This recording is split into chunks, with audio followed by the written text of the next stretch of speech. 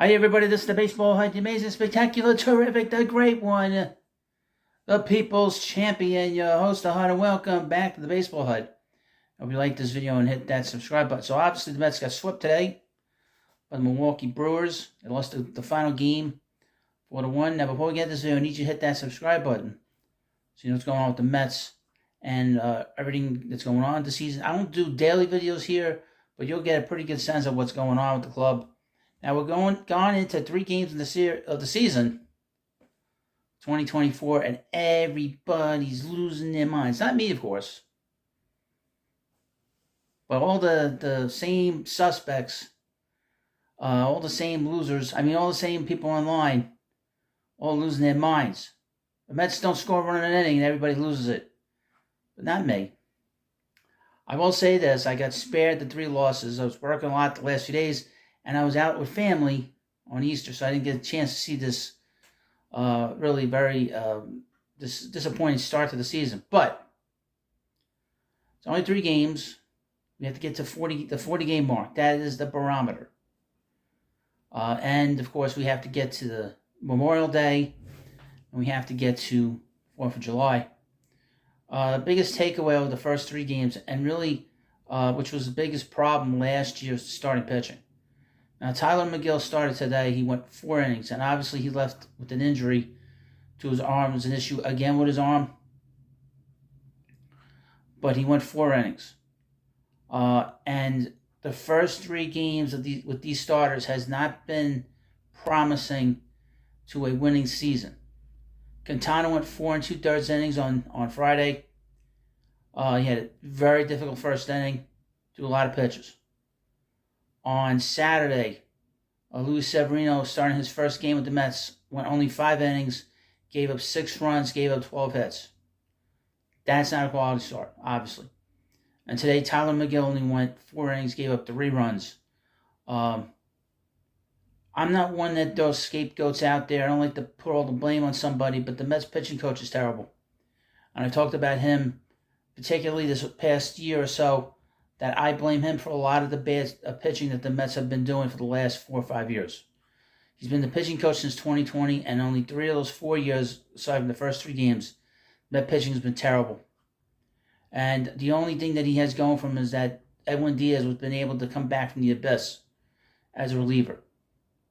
But I am not a big fan of his. I've not been a fan of his since the Mets brought him in here. The proof is in the pudding in terms of how the Mets have pitched. They walk a lot of batters. They fall behind in the count a lot of times. They walk a lot of batters. They give up home runs. Long, laborious innings.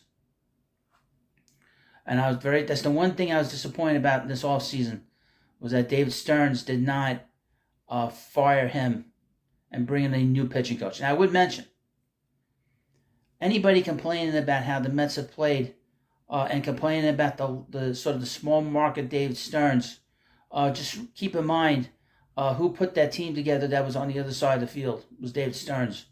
He hired all the key people that have in place that have put that team to be a very competitive team and to be a playoff team the last 5 of the last 6 years. He made all the key acquisitions. He signed all the key players there. Obviously not this offseason, but he's been very important for that organization. So for anybody like, say, that asshole Joe Beningo or Greg Giannotti saying that Stearns is going to run this team like a small market team, just understand that he was able to run a small market team and be highly successful in a very competitive league. Now, a couple of things about yesterday's game on Saturday. Obviously, Carlos Mendoza was suspended a game, and Johan Ramirez was suspended 3 games. There was a communication issue, obviously, in the clubhouse, that the Mets players did not know that Mendoza was suspended, that they learned about it on TV. I'm going to mention this. I've been saying this for quite a while. Steve Cohen has to go in and fire every single person that was hired by the Wilpons. Every single person is tainted. Every person, one way or another, is incompetent. I know who the press secretary that took over for Jay Horowitz. He's incompetent just like Jay was, quite frankly. I hate to be mean, but I'll be mean. I'll say it like it is. You can't allow the players to find out after everybody else. Now, a couple of things about the Mets start. The last time the Mets had a start like this was in 2014. Let me read you a little bit of Mets Morales because they have it here.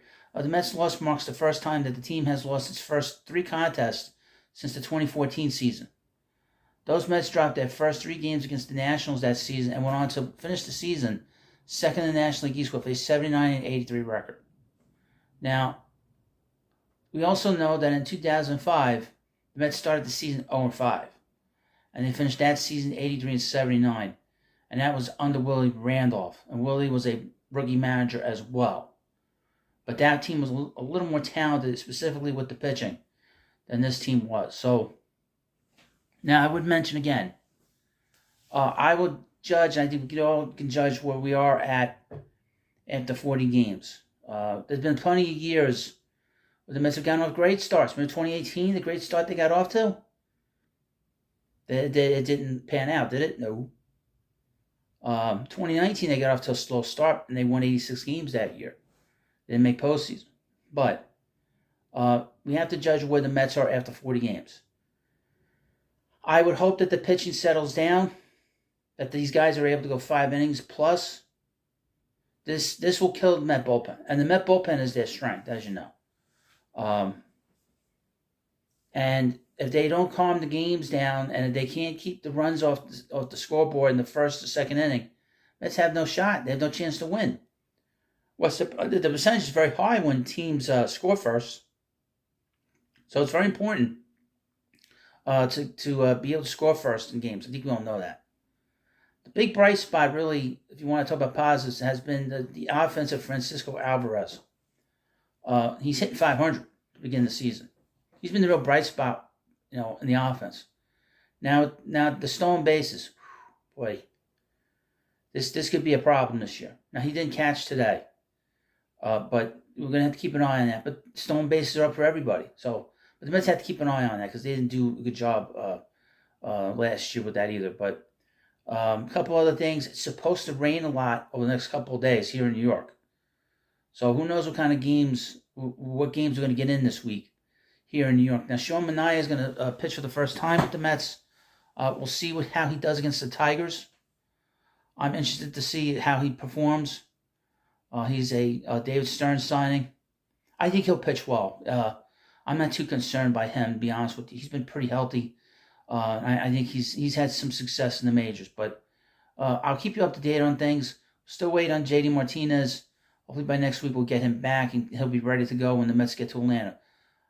I expect this to be an extremely difficult month and a half to begin the season. Just due to the fact that the Mets have a very, very difficult schedule. They do not play well against the Brewers, obviously. They have 1-11 in the last 12 games, or 1-10. 1-10 in the last 11 games against the Brewers. They'll be playing the Braves next week in a 4-game series. Thankfully, they got Edwin Diaz back. They will be playing the Dodgers on the road. Dodgers a little uneven right now. I know they scored a lot of runs against the Cardinals, but a little uneven. And then they play the Giants, and the Giants had a big series against the Padres. So we're going to have to keep an eye on them, how they come through all those games. Those are very difficult games. Those games are on the road. All those games against those teams, the Braves, the Dodgers, the Giants, all on separate road trips. Mets have a tough month of April ahead of us. And of course, when the Mets go to Atlanta, it's going to rain. Don't put a roof down there, but it's going to rain down there. Mets got to toughen up. They got to toughen up, this group. And once we get through these first 6 weeks, I would expect that we'll start to hear rumblings of players coming up to the Mets farm system, like Drew Gilbert, Luis Angel Acuna, Jose Butto possibly maybe Joey Lucchesi coming back. He pitched really well on Friday. Got to get into the rhythm of the season. Once we get into the rhythm of the season, we'll have a better idea. I'm not going to judge this team off of one series. You can't win any team. Well, you let me know what you think about this video. Of course, please subscribe to the Baseball Hut, and I'll see you later.